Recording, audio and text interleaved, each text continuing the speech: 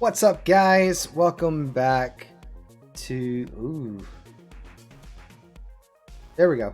Alright, guys, what's up? Welcome back to the Retro Gaming News Podcast. So good to be here. Today we're going to be talking about new streamers and giving stream advice and, beginner tech and what you guys should look to do and some techniques to growing your stream and just making it a little bit better. Today's guest, we have the wonderful SK8C, and she's going to help give us, there you go, there's that shout out for SK8C. Thank you, Bryce. Welcome in, everybody. Thank you guys so much for being here. Let's go ahead and bring SK8C on and give her a big hello. Woo! There she is. Hi! Holy shit, you're loud. Yes, I am. I'm sorry. I get excited and I scream about things. So SK8C and I, for those of you who don't know, we've been connected for over a year now. We've hit our 1 year anniversary. Mm-hmm. One of my longest relationships. We've loved it. We've loved and hated each other at times. Mostly hated, but we get through it. Trolling. I wouldn't necessarily call that hate. There has been times when we have been pissed off at each other, though. It's a little true. Frustrated. So, yeah, there was a time period where we got upset with each other, and we didn't talk for like a couple weeks, and that kind of sucked. But we've always stayed connected. Best friend right there. Besties forever. We are literally connected until we die. Let's just say that. unless one of us loses an ass. Which, my luck. Probably will happen. Yeah, maybe. But thank you guys so much for being here. Hopefully everyone in chat's doing well. We're both keeping an eye out. Feel free to ask us anything you guys want. But other than that, I guess we're just gonna hop on into the topic for today. And the topic is streaming tips, streaming tricks, and us being streaming hacks for that was my line. beginning streamers. That's my line. It's my line. That's my line. Anyways. I'm the one who said it. Jerk. But anyways, what's first on the topic list? I want to say we start off with just kind of like be yourself on stream. Like, Don't try to be somebody you're not. Just be you. 100%. I would say that's like one thing that I say to streamers, both new and old, or people who are thinking about going into it. And honestly, just if you're any kind of content creator, if you do podcasts that you post on Spotify, or if you do live streams, or if you create YouTube videos or TikToks or whatever, I mean, just be you. Like, you are the content. So if you're not your true self on stream or in whatever content you're creating, it's sometimes it's less relatable. Like, I know that if I was to try to be anything other than just my dark, stupid, goofy, dumb self, like, it just wouldn't go well. I wouldn't enjoy it, and then it would reflect in the content. Oh, by the way, guys, I just want to take a moment to recognize the throwback. Remember back in the day when I was Retro Gamers and not Retro? Pepperidge Farm remembers. Like, that's old right there. That's really retro of me. Oh, look, it's on the back too. Nice. It's okay. There's a much better logo. If you just look just right down below, there's a much better logo. You only say that because you made it.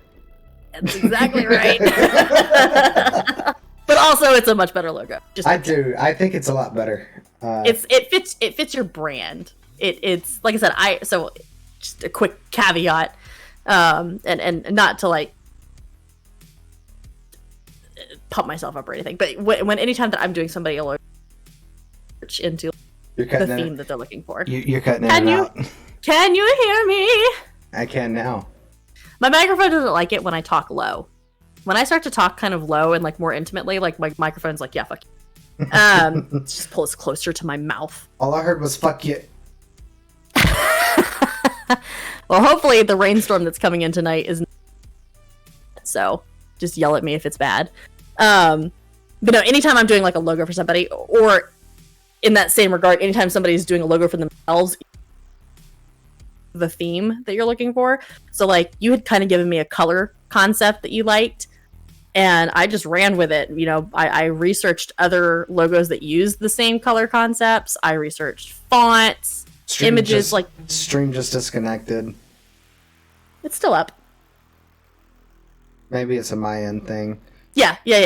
That's the beauty of Glimish, is even if your OBS disconnects, it's like instantly reconnecting. I never saw it glitch. So I've got it pulled up. But anyways, yeah. Like I said, your logo is just like it's a really good blend of colors that match your theme and fonts that match your theme. So anyways, that's all I had to say about graphic design. So yeah. That. But as I was saying, being yourself, being true to who you are, not trying to create some kind of personality or persona that's not you, is just your best bet for any kind of social media or live broadcast. And see, SK8C, along with that, SK8C knows me. Like IRL, SK8C knows me. We've hung out before, multiple occasions, and like she can vouch for me when I say Retro is a persona, yeah.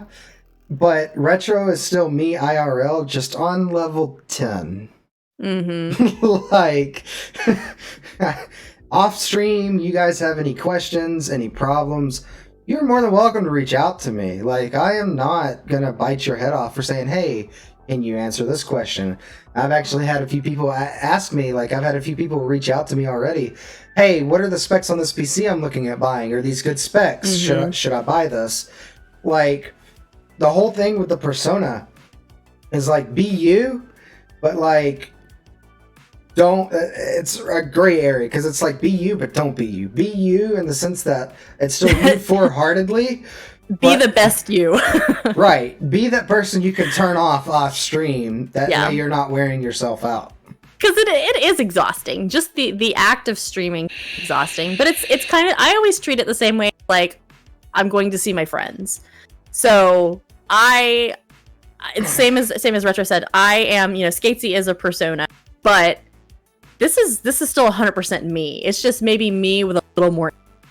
I might be really super tired certain days, or have had just a bad day, but you're probably not going to see that on my stream. Like, you're just going to see me in a really good mood, because I'm happy to see my friends, and I'm happy to be here conversating and hanging out and playing games with fun people. So that's how I always feel. But like, when I leave my friends' houses, like after I'm fucking drained. Like, I am exhausted, because you've been laughing and cutting up and just like exerting yourself.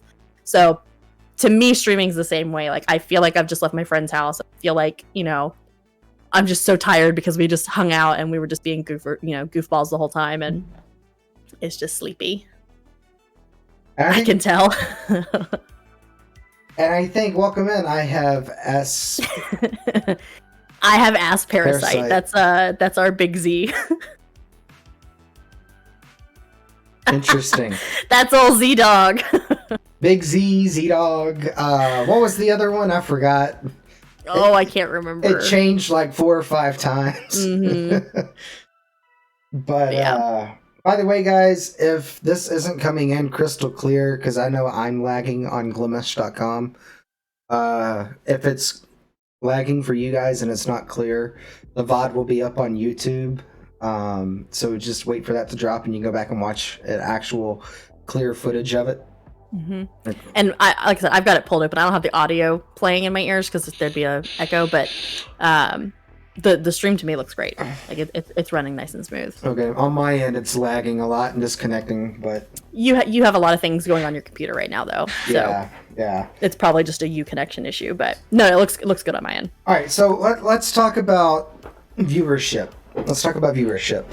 Well, I want to like kind of stick to the topic of like being yourself and like how to achieve that next. I'm talking about like be yourself no matter what. Don't change whether you're streaming for one viewer or 100. Yes. No, I agree with that 100%. Yeah, totally on topic. Yeah. Yeah, when somebody, so first of all, turn off your viewer count. For starters, turn off your viewer count. If you're a new streamer, turn off your viewer count. Do not look at your viewer count. There is zero reason. It is only going to stress you out, distract you, or like maybe even give you like just like severe anxiety or just depress you. Like if you've got one person the whole time, you're just gonna kind of like be slumped in your chair and like old, Eeyore style. But if you have 15 people out and start panicking. So like my recommendation for a new streamer would be, just turn off your viewer count. Do not look at it. Look at your stats afterwards. Look at the information that like Twitch provides you and that Glivish will eventually provide you like post stream. But don't have your viewer count turned on during stream. No, because I struggled with that for a long time. And it stressed me out, and finally I got my affiliate, and the struggle was over. Mm-hmm. So yeah, I mean, it's definitely a grind to get to that point. Like if you're somebody who's somewhere like Twitch that has kind of a goal, and you're trying to grind to that goal, like you kind of want to watch it, but I would still just recommend not. Like I said, check your analytics at the end of the night, and then just oh well, I had more people than I thought, or I had less people than I thought, and I need to work on XYZ. Use that as a learning curve at the end. Don't try to use it in the middle, because then like if you only have one person, you're just gonna feel like you don't want to talk because it's just one person. Like that's just the typical mentality. And you should treat your chat and your audience as you're staring into that in a little while. If you're staring into the camera and just like are just dead inside. I peed a little. My dogs were so loud just then. Wait, I sound like I'm reporting from a high bathroom? A robot? Let me check your audio. Say something? Sounds fine to me. Repeat, just refresh your stream? Question mark? Not you, but Big Z. Well, see, just that's... refresh your browser? I noticed the podcast with Bryce, like I sounded fine in the beginning, but then we went into the duo like this, and my audio completely flipped. No, actually, I do hear it. I just deafened myself and listened just to just your stream. Yeah, I think you're probably, like, maybe your webcam audio is turned on instead of your mic audio. Just check your sources for a second, and I'll just blabber on. Yeah, so definitely, like, don't talk about your viewership on stream. Don't panic about it. Don't stress out about it. Don't get upset about it. Just talk to your chat, whether there's 1, 2, 3, 4 people, or there's 100, 200, 300, 400 people. Treat it the same way. Just be yourself and talk to them and hang out with your chat. Is that any better?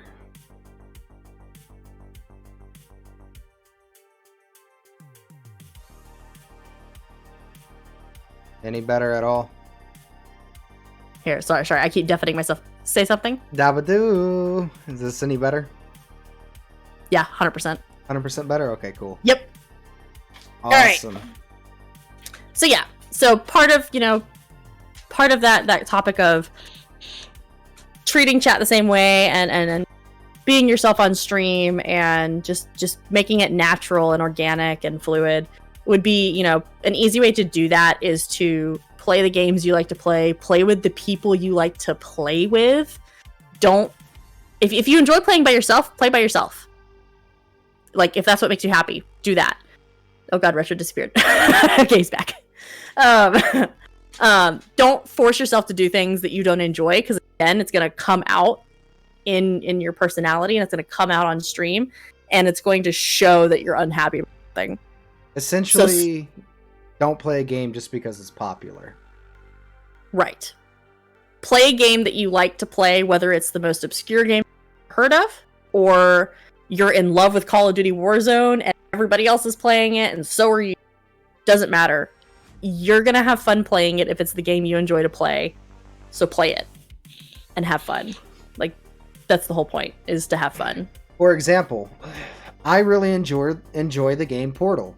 I really do. It's a puzzle game. I don't know if anybody has ever heard of it or watched me play it. I know Bryce has watched me play it a little bit. It's a puzzle game. Came out for the 360 and PS3. But it's not like a super popular game. But I enjoy it. And it shows. But thing about it is, the reason I play it is not only, number one, because I enjoy it. Number two, there's a strategy to me playing it.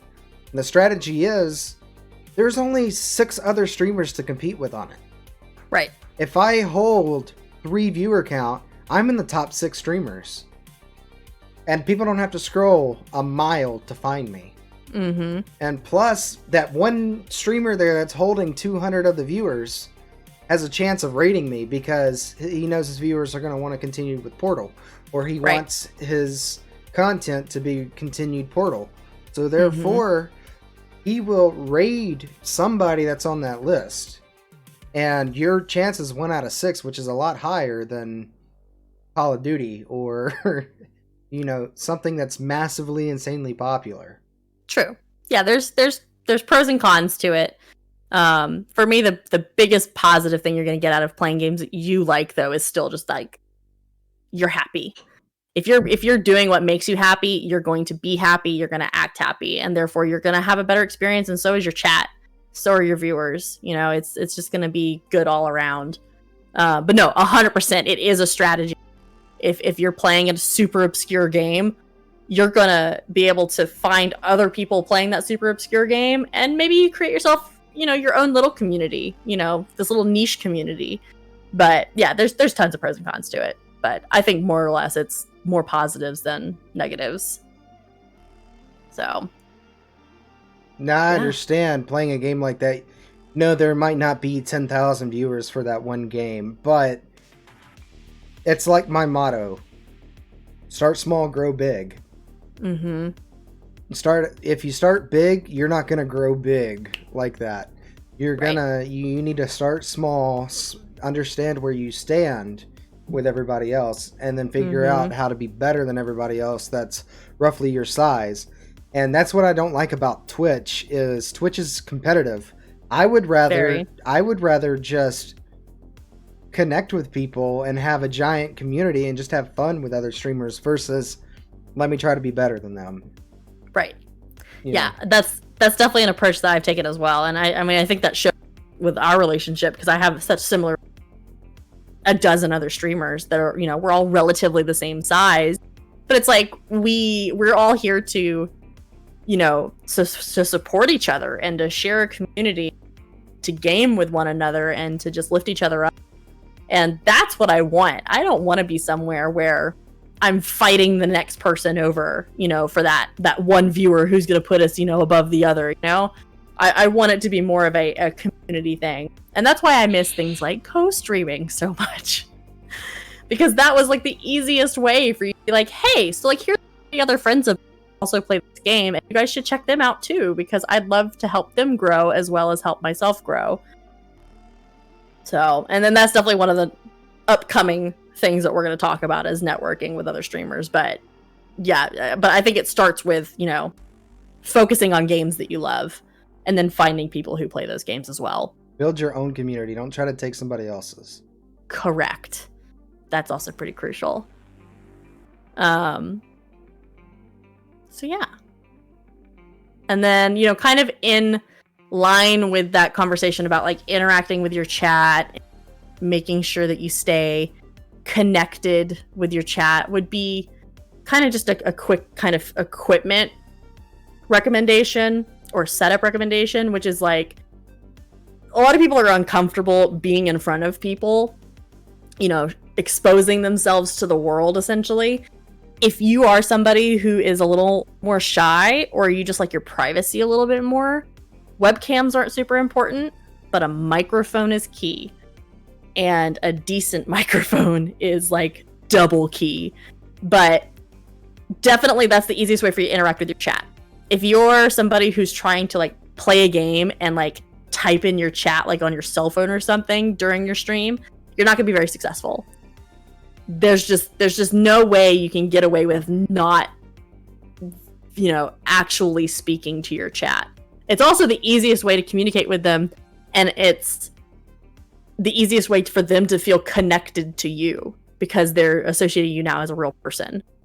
But yeah, like a microphone is key. A webcam, if you want to use one, there are plenty of streamers who don't use webcams, and I'm talking like bigger streamers who don't use webcams. You can be successful without a webcam, but if you do not have a microphone, you're setting yourself up, in my humble opinion. And it doesn't matter, like, it does, but it doesn't. Like, if you're just starting out and you're brand new, you don't have any money you can throw into your stream, it's perfectly fine to use a headset mic. Mm-hmm. You don't have to go out and spend $300-$400 on an XLR mic. You don't have to. Even if you want a USB mic, I have built streaming budgets for many people. And the number one USB mic that I always recommend is a Yeti Snowball. And that's because it's like $30-$40. You can get one for $30-$40. You can get one for less than $50. I know that. $30-$40, and it's a really good, crisp USB mic. And it's a hell of an upgrade from a headset mic. But if you need a headset, and you can either buy a headset or a mic, I would suggest just getting a decent headset, because the higher up headset, the better the mic quality. Like, this headset right here, this is a $200 Corsair Virtuoso, which I don't expect anybody brand new to get. But, like, the headset mic on this headset is tremendous compared to a $20 Turtle Beach headset. Yeah, that was what I was going to say. I mean, raise your hand if you started off using Xbox headset as a microphone. I mean, who didn't? I definitely started. That's where I started. I had like a $60 Turtle Beach headset, so like it was decent, and it had a decent microphone. But oh my goodness, the difference it made when I bought my microphone. And so I'm still using the same microphone 10 months ago.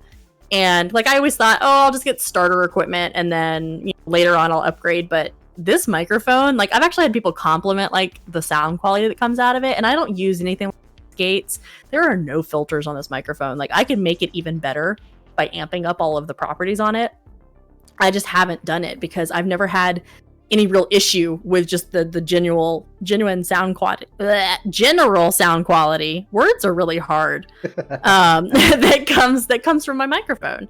So and I don't want to get too far into equipment because again we'll talk about that here in just a little bit. But this was a $60 mic I found on Amazon. I did a lot of research. I checked to see which one had the good reviews, I could get quickly, and was affordable. And it came with a boom arm. It has a pop mic, pop filter. It has the fuzzy mic cover, and it's a USB. And I spent $60, and it got here in 2 days because God bless Amazon Prime. So there are ways to do things affordably. But again, I 100% agree with Retro. Start with a headset with a microphone. Start with a decent headset with a microphone if that's what you can afford, and then build later. We're going to talk about equipment later, guys, but I just want to give an example. If you guys are talking about getting started on stream and you need help, feel free to reach out to me. I legitimately have a forum for equipment. Like, my stream setup, SK8C has seen me from the ground up with what I started with and what I have now. And my initial startup for my stream, I spent a total of $1,152 and some change, including a brand new PC, a mic, a boom arm, all of that. And I can get you set up with a semi-professional stream setup to make you feel like you're comfortable and you can stream, yet it's not a bunch of money that you're dumping in. And be like, well, I failed as a streamer, or it's not really my niche, and I just spent X amount of dollars. I just spent $4,000 on a fancy setup, and I don't want to do it. And I'd say that's another comment to make too. Is if you're not 100% sure that this is something you want to pursue, but you kind of want to test it out, don't bother buying anything. make sure you have the bare necessities. If you're already a gamer, so say you're an Xbox gamer, okay, so you've already got a headset. It's already got a microphone because you've got to party up with your team somehow. And most Xboxes, with Mixer, it was easier. But like with your Xbox specific, because I know PlayStation has its difficulties with trying to stream straight from the PlayStation. Mm-hmm. But your Xbox, you can stream straight to a lot of platforms with just essentially the app or using your phone in coordination. So like you can totally just start streaming. That's how I ended up on Mixer one day. I was just like, what's this broadcast button do? And I tested it out, and I never looked back because it was so much damn fun. But I literally was in a giant Big Joe beanbag chair in the middle of the floor with my cell phone tucked next to me so I could kind of watch my own stream. I had my $60 Turtle Beach headset and my Xbox. And that was it. And here we are. And now here we are. We started at the bottom and now we're up. We are no longer at the bottom. We're not at the top. We are by no means at the top, but we're definitely not at the bottom. We're not even in the middle. We're just somewhere. We're somewhere in those first few floors. Somewhere. We're making our way up. Yeah. Making our way downtown, and we're walking fast. Oh, I'm hauling ass. Hauling all that ass. All the ass. So yeah, definitely. If it's something that it rags to riches. Though no, we're like rags to like we got to move out of the homeless shelter. Like we're now in a studio apartment. We haven't quite made it to a 4-bedroom. Yep, we're in a studio apartment. That's exactly right. But yeah, definitely if you're not 100% sure about streaming, don't throw a lot of money into it. And again, we'll get into equipment more, and Retro is going to talk a lot about that. But yeah, don't spend a whole lot of money on anything. If you already have the basics of a console that you can stream from or a standard gaming PC that you are already gaming on, then you can most likely stream from it as well. As long as you have one of those two things, and then you have some kind of way to output your audio, as in a microphone of some sort, whether it's attached to a headset or not, you're ready to roll. Yep. So what's next? What's on the list? Let's see. So kind of in conjunction with that, it's actually a perfect leadway into sticking to simple setups. Yeah, if you're not playing super graphic intensive games, yeah, you can absolutely use a laptop. There are many people I know that actually use laptops. Not like I have some friends who like dabble in streaming, but they game entirely from their laptops. So yeah, laptops are absolutely a possibility. Yeah, for sure. But yeah, so kind of the next topic was using simple setups, simple OBS setups and layouts. So again, kind of just to piggyback on that last, piece of the conversation, with starting simplistic, starting small, it also has to do with how you set up your OBS. So if you are on a PC and you're trying to push either your console gameplay or your PC gameplay out, you have to have some kind of OBS system, which is a open broadcasting source. So there's tons of free software available. You have your OBS Studio, you have OBS Streamlabs, you have Stream Elements. Twitch has its own OBS, which is really easy to use if you're a first streamer. There's in my opinion, yeah, XSplit. And there's a couple other ones that I can never remember. I started with OBS Studio, which as did Retro, and then we both kind of graduated to Streamlabs. And I would honestly say that Streamlabs is, in my opinion, the easiest one to use of the ones I've looked at. There's a lot of good things that Streamlabs offers that others don't. And a lot of people hate on Streamlabs. Mm-hmm. And I will say it is super buggy.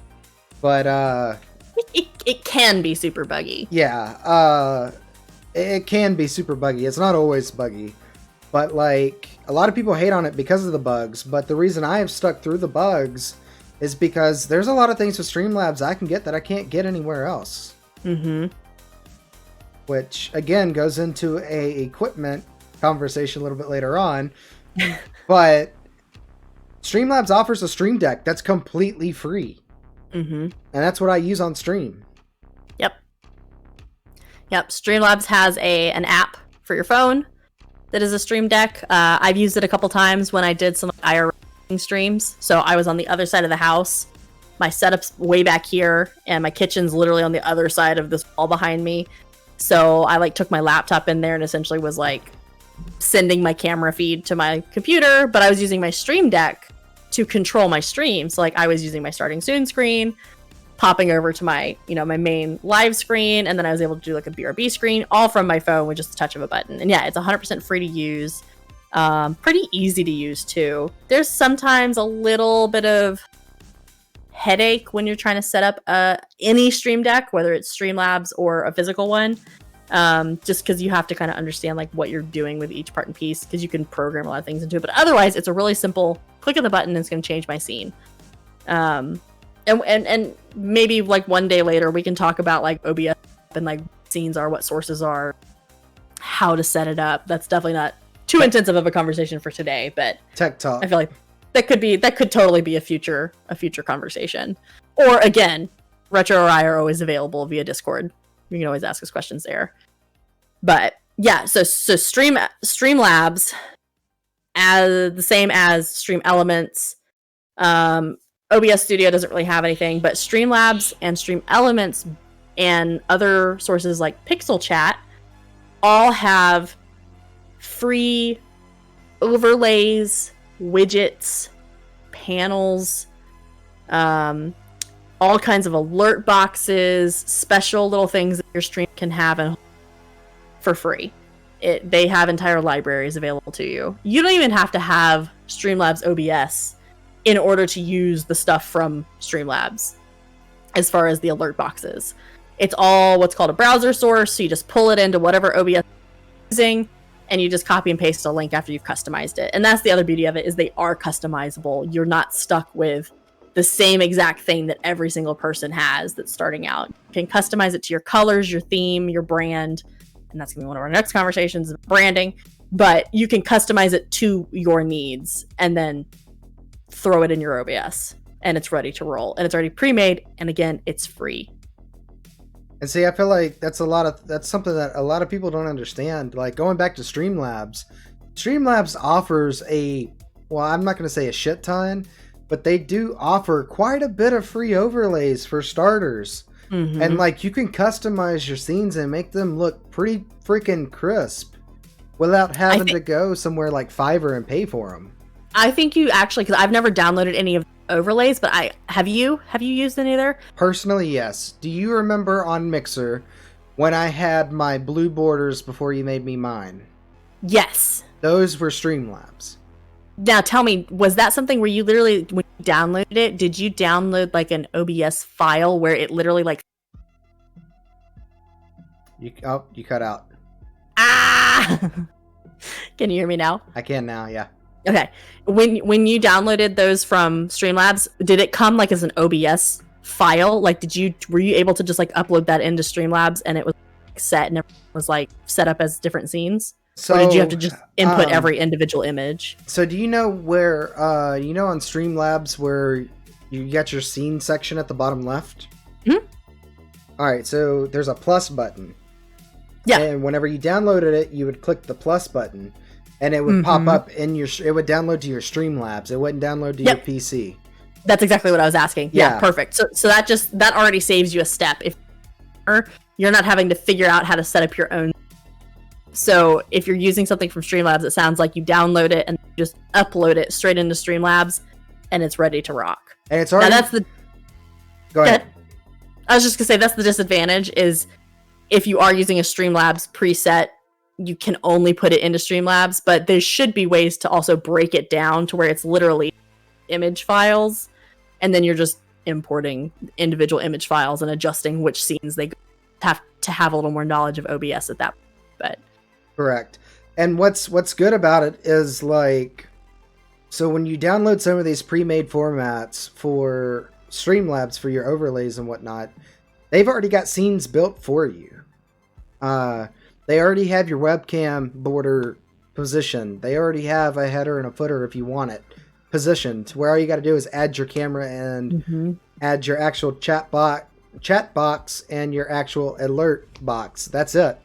And you're ready to rock and roll. However, don't get crazy with your headers and footers. Make it look simple and clean.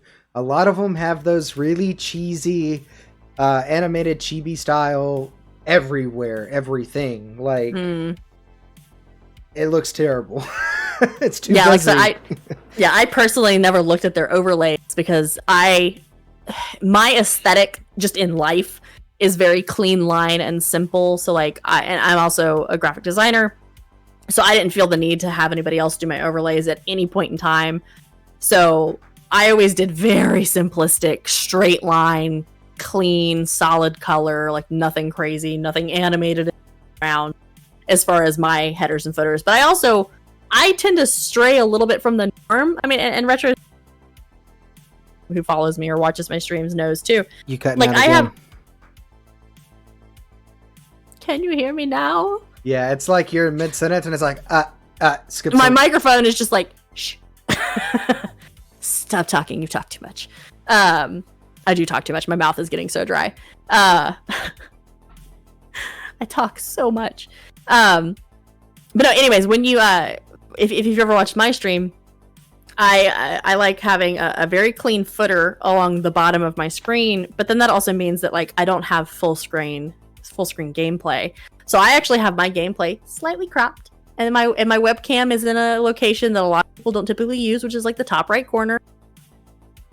It's all preference. Everybody has a different preference. I wanted to do something that I felt looked good to me and was a little different from the next person over, because I feel like every time I go through somebody's a whole list of streams, I'm seeing everybody's webcam placed in the exact same spot, and they all have very similar webcam borders, and their headers and footers, they're all the same, but they're just different colors, or they have a different font, or the animation is slightly different. So it's like, I wanted to be a little different.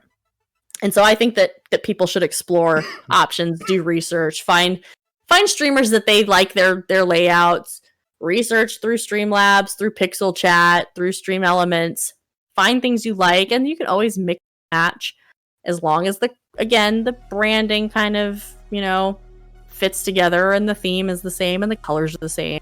But again, that's going to be kind of our next little point that we talk about in a second. But yeah, just play around with things. There's tons of free resources. We're only listing some of the free resources available, but definitely take advantage of them. Don't set up, and I'm just going to pick on Twitch again, don't set up your Twitch page and have no panels and have no starting soon screen and have no come back soon, you're off. Don't do that. Take advantage of everything you possibly can. Which I will say, I personally am not a graphic designer. SK8C is. So if you guys need that, I'm sure she doesn't mind if you reach out to her and ask her for some of that. But I understand SK8C does get swamped. She does have a full-time job. Trust me, I'm still waiting on my second emote. No pun intended. But no offense. It'll be here in like a year. Just give me like 12 more months. I promise you. But with that being said, I am no graphic designer. But if you guys want basic panels, I can make them for you. Like, they're not gonna look beautiful, but it gives you something on your page, so it's not empty. And two, like, I'll tell you, like, I do graphic design, but there's also really easy and cheap and affordable and quick ways to do it yourself. Use resources like, okay, so if you're a student and you have, your school computer, I'm sure you have Microsoft Office. So you have your typical Microsoft Word, Excel, PowerPoint. Use PowerPoint. PowerPoint has a lot of cool stuff you can do. You can actually create, essentially, it wouldn't be like a true widget. You can create animations in PowerPoint. A couple of different ways. Because it has like the slideshow function, and because it also physically has animation options, like you can do things that like swoop across your screen. They have all kinds of things that are already kind of pre-animated. It's essentially already done the work for you. Don't be afraid to use resources like that to build something, because all you're doing is exporting it. If it's an animation of some kind, you're exporting an MP4 file. If it's an image, you're exporting it preferably as a PNG, but as a JPEG file. You're exporting just an image file. And any of those can be uploaded into Streamlabs. So I'll actually tell you that like I've had this little like heart pumping like animation on my starting soon screen for months. I fucking made that in PowerPoint. And I did that the old school way. So if you think about like a flip book, like when you flip through a bunch of sketches and it looks like the sketches are moving. Yep. I did that. That's all I did. I used PowerPoint plus Streamlabs to create essentially a flip book to make it a simple animation. So if you're somebody who's kind of sort of not even really talented with any kind of animation, as in like drawing, use PowerPoint as a flip book. So like my little heart, for example, I used the fucking preset heart shape on PowerPoint and resized it a little smaller, and then a little bigger, a little bigger, a little bigger. So when you flip through it, it looks like it's, oh, I smacked my microphone. It looks like it's moving in and out. It looks like it's getting smaller and bigger. That's why it doesn't like you. Because I punch it all the time? Probably. It's probably malfunctioning because I slap it. But you just, so when you come back into Stream Elements or Streamlabs, you can set essentially like a slideshow is like one of the source options. And you just set that timing for it to flip through those images really quick. And you also get a preview for it, which is really helpful. I have it set to like a 500th of a second or something. So it's just like flipping through real fast. And so I have this just going in and out. So use the resources you have. You can make super simple panels in PowerPoint too, because like they already have like those 3D style, like I think it's not the clip art, but it's like the different word. I can't think of the name in PowerPoint. I used to use PowerPoint all the freaking time. Regardless, PowerPoint has tons of stuff that's already pre-made that you can use. You can add gradients to things, cool coloring, and you can make it look three-dimensional. You just export whatever you created as a JPEG. And then you just upload it into Stream Elements, Streamlabs, OBS Studios, Twitch, whatever you want. Thank you for following, Chris. I appreciate that. How are you today? Thank you. Welcome into the podcast. We talking about crazy stuff. Another really cool resource that's completely free to use, guys, is canva.com. Mm-hmm. You can go in there and you can click create custom design in the top right hand corner, and then you just Google whatever the standard Twitch panel pixel size is, and you type that in, and it gives you literally the perfect panel size for your panels. Empty canvas for you to just start on. And they got a ton of free cool options. That's what, if you go and look on my Twitch, that's what all my Twitch panels came from. I created them in like 15 minutes on Canva. Yeah, there's Canva and there's one or two others. Photoshop. They're like web-based, browser-based that you could use to make, again, for whatever platform you're looking to do or whatever. Again, this applies to all kinds of content creation. Mm-hmm. If you're on TikTok, I don't know if there's any customization on TikTok. Let's pick on something like Facebook. TikTok. So like if you just, I don't know what the TikTok is, okay? I don't do the TikTok.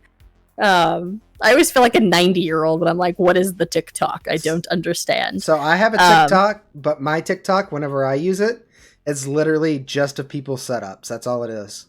Nice. To get, and ideas and things like that. Yeah.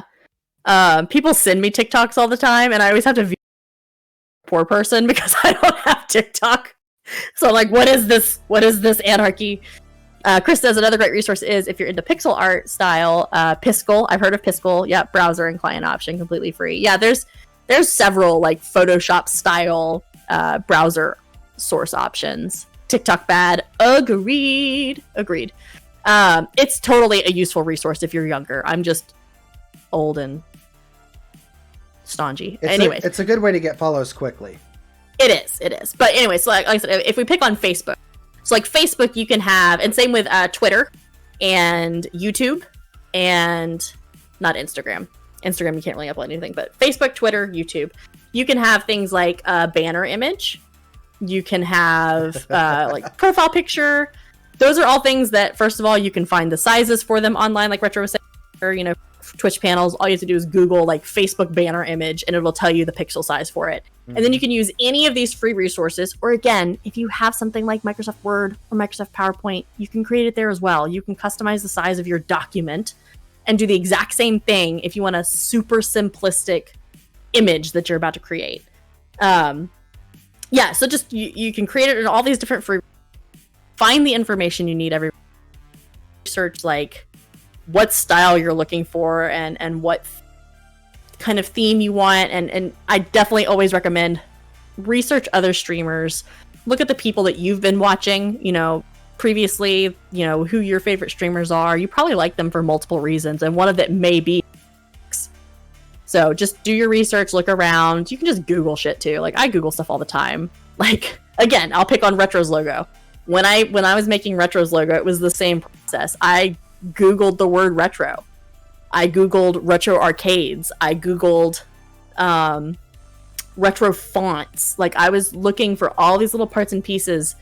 I was doing my concepting essentially to just figure out everything. You cannot say that again. Say what? I did like Chris's comment. TikTok cringe. Clocks are overrated. Clocks are overrated. Time is hard. So Chris is part of the Glimish team, and I have been there for meetings so far, and we were picking on Ember. Actually, the last 2 team meetings, I think Ember, who's also one of the team members and streamer, she was late both times because she was still streaming and come back in. She'd either come into the party chat on Discord or into chat, and she's just like, time is hard.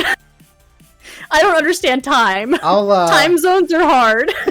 I plan on being there for the next one. I didn't get to make it. I had plans to be there Tuesday, but I didn't make it. So I do plan on being there this coming up week. You missed a really good meeting this week. I was cracking up. Like we did like the formal part of the meeting, and kind of it was more cut up than anything, but I've enjoyed every meeting I've attended, which so far has been everyone since the alpha launch. But anyways, so yeah, I don't want to harp on this topic too long. Time zones are overrated. Just one time zone, so no conversation is needed. Right? Let's do it. And like we're probably getting rid of daylight savings this year. And I was talking with a customer at work about how they lived in a state where they didn't do daylight savings, and I'm like, how do you driving? Must have been Arizona. Yeah, they're from Arizona. So I'm just like, how? What if you're driving? What if you're driving and you're coming from the next time zone over? Say you're coming from Texas, and all of a sudden you're crossing into Arizona because, like, doesn't Arizona, it has a different time zone than Texas? Yeah, I think so. Aren't they mountain time? I think so. So it's like, what if you're driving through Texas and all of a sudden you're in Arizona and it happens to be during daylight saving? All of a sudden you just lost 2 hours. Like, I would be so fucking confused, like 800% of the time. I just, anyway, time is hard. So anyways, yes. So we'll move like that. I don't want to harp on this topic too much, but the next topic at hand is about branding, which is a good segue. Insane, what in the goddamn? What's up, Insane? Yes, Insane is bringing back the blueberry, Big Z, and I love it. I love it. Brings back memories. All the little blueberries. Yeah, I was there for your first one. Were you there for the blueberry? Yeah, I was there. Can I play? Get the fuck out of here. We were having a conversation during one of my very first Glimish streams about, like, the things we miss about Mixer and our hopes for Glimish and everything. And no shit, after we just finished talking about blueberries, somebody, and I have my suspicions of who it may be in my somebody came in with the username Blueberry and the Blueberry profile picture. It was probably insane. I was almost in tears. I was laughing so heart explode because it was just like so much nostalgia rushing back all but like we were just having like so much fun. It was great. It's a podcast simulator. The people in stream are not real. No, we're not. We are figments of your imagination. That's right. But anyway, so branding would be the next kind of conversation piece we were going to talk about. Mm-hmm. And that ties really well into using all of these resources, making sure they're cohesive but simple. branding. So this is something that I'm actually like trained in because it's something that was part of my like degree in college. And again, I do graphic design work, so it's super important. So again, we're gonna pick on Retro just because we're here, we're seeing his parts and pieces of his stream, and we're seeing how they tie together. So don't make those faces at me. So like for starters, again, his logo. You know, we created this logo. It doesn't matter what your logo is. I don't care if it's just a picture of a cat's face. You still want it to be cohesive with all the other parts and pieces. That's right. So he liked this green and this kind of like fuchsia pink purple. Mm-hmm. So every other component on the screen is of the same coloring. And it's all cohesive. So even if his logo wasn't there, but you knew who he was and you knew what the title was, you've seen his logo before, you would know this is his stream because of the coloring and how it matches everything. And the theming is correct. So again, we have this retro style, like old school game grid kind of moving around in the background. I believe it's called magenta. I may fight you on that. I think fuchsia is closer to the color, but magenta would be a very close second color. I won't fight you too hard, but yeah, troublemaker. But yeah, so then the next component that we have is like his webcam border, which again goes for simple theme. It's just a line that matches the lining around his logo, but it's the same components. It's got a little bit of that pinky purple color glowing in the background, and it's that same green gradient on.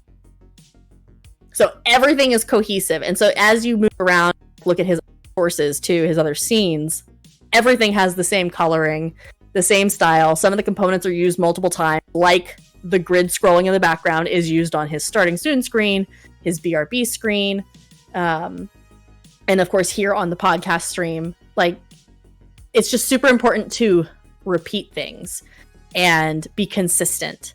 I am a big font user. Like, I will harp on you if your fonts don't match. Like, you want to find a font. So like Retro's logo, both of his fonts are a little too difficult to use as like a text font because the top one is a little too bold and the bottom one's a little too italicized. So you would find like a third corresponding font, but then everything else should be in that font. You should never stray and have multiple fonts for other things on your screen. Like if you want to go to like your gameplay screen. I don't have one here because I don't do gameplay here. How dare ye? Okay, so anyway, so his gameplay screen for his headers and footers, like we were talking about earlier, he has a footer at the bottom that has, again, the same green kind of box around new follower, recent donation, etc. And then we have the same font carried across in all of those little alert boxes. Again, just consistency. I'm so sorry, microphone. Mwah. I keep smacking it. I need to stop talking with my my butt is sweaty. I can actually pull up my panels real quick and show my panels. Yeah, that'd be fine too. So like we don't have to spend like a whole lot of time on this because it's a pretty easy message. So there's his little stinger transition. Same components, same colors, etc., etc., etc. Harp, harp, harp, harp, harp.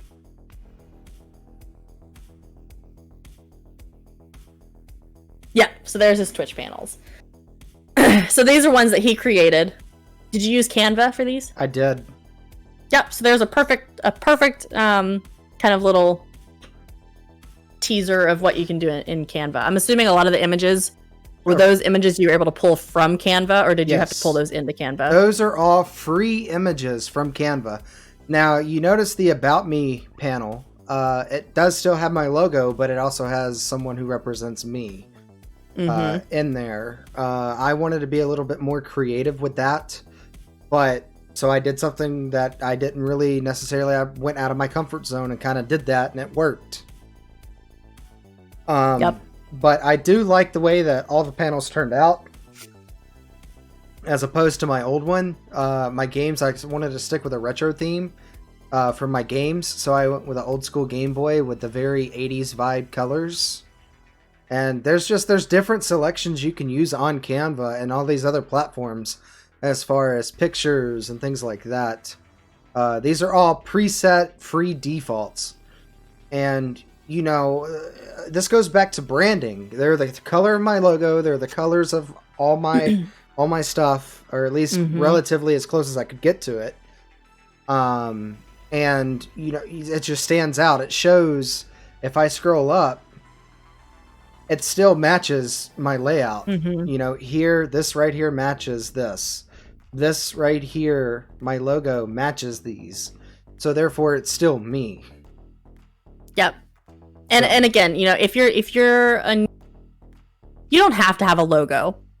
That is not necessary. But having a theme is important. Yes. Having a color scheme that you enjoy is important. And a lot of people too will do a lot with their backdrops. That's another kind of component to branding that's easy to use. I am in a giant extra bedroom in my house. What's funny is it's actually my master bedroom. And I said, you know what? Don't make fun of me. No, I was laughing at important. I was laughing at Insane's comment. Oh, your vape smoke fogged up your camera there, buddy. I know. Just give me a second. There we go. I'm back. So, woo. Yeah, this is my master bedroom, but I decided that I needed space for my stream. And my dogs. My dogs live in this room too. So, like, I live in this room, and all I do is sleep in my bedroom. So my master bedroom is across the hall, and it's just a secondary bedroom with a bed in it, because that's all I do there is sleep. So anyway, so a lot of people put a lot of time and effort into their backdrops. Mine, of course, is much further behind me, and I do put. It is still daytime here, which I am never online during the day. So the windows are actually letting light in, which is kind of scary for me. Not used to seeing them in the background. But when it's nice and dark and moody in here, I have blue lighting through the whole room. That matches corresponding brand. You know, my chair is the same color as my logo and everything. And so, like, I have blue LED lighting. Yeah, Retro's got the same thing going on. I have blue LED lighting in the back. It cost me nothing. The lamps, I literally fucking bought at the Dollar Tree for $1. And then I bought LED bulbs for like $10 each on Amazon. I love Amazon. Use it, abuse it. It's the best place ever. Agreed. And then this is just the room that I hang out in. So it's like, I have dog toys behind me. I mean, my work laptop is still sitting over here to the side. Like, people comment a lot that, like, I have a very home to, like, my room. And they like that about my backdrop. Retro puts a lot of time and effort into his to make it look like a place where a lot of retro games are stored. He has memorabilia on the wall. He has game product in the background. Let me cut you off right there, Skatesy, real quick. Well, I'm gonna put myself on the big camera for just a second, just so you guys can see my backdrop. I've got an old school Mario blanket that was like $5 at Five Below. Like, and then I have all my old school consoles and whatnot behind me. Like, it's just the way it is. I'm trying not to be too shaky with the camera. But, like, I do. Like, that's what it is. And with the new studio that I'm currently building, that I'm in, if you guys haven't noticed, I have a secondary guest gaming station complete with a guest gaming chair right here. Mm-hmm. That way, whenever SK8C or... that way, when SK8C or somebody else is in, I can have my webcam over here on this monitor, and they can be in the background playing with me and be a guest on stream. Yep. So I do, and like, I didn't spend a lot of money on what I have. The chairs, yes. The chairs, yes. I spent a lot of... Sorry. The chairs I spent a lot of money on.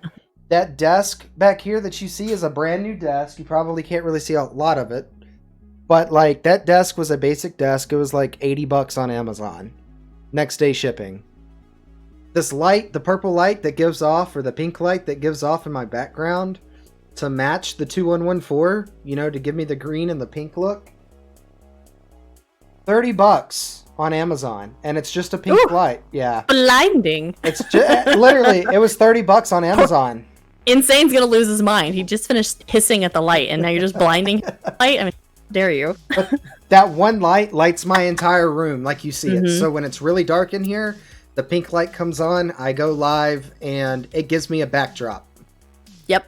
Yeah, I have 2 lamps, one on either side of the room. Because again, my room is larger than most stream rooms. Because again, I decided that I was greedy and needed, my entire fucking master bedroom as my stream room / office. So I have 2 lamps on either side, and that fills the whole room. Like when it's dark in here, it's dark outside. The blue light pretty much covers all the walls behind me. And again, Dollar Tree lamps, so $2 on 2 lamps, and $10 each for the bulbs, and they're Bluetooth enabled or Wi-Fi enabled, so I control it with an app on my phone, and I can change whatever color I want. One of my best friends is a massage therapist, and she will actually travel to you for massage. So she did my massage in this room because again, most amount of floor space, and she wanted dim lighting, and I was like, "Ooh, I don't have any dimmers." Wait, hold on, I have stream lights. So we turned on the stream lights, like color and everything.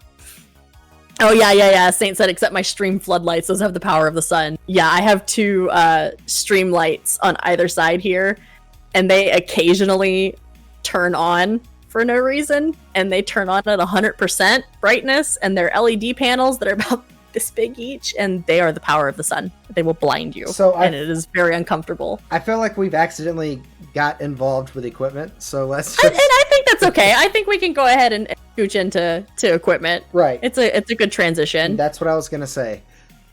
So let's talk about lighting first. Lighting can be important, but it's not the most important. SK8C's running lights.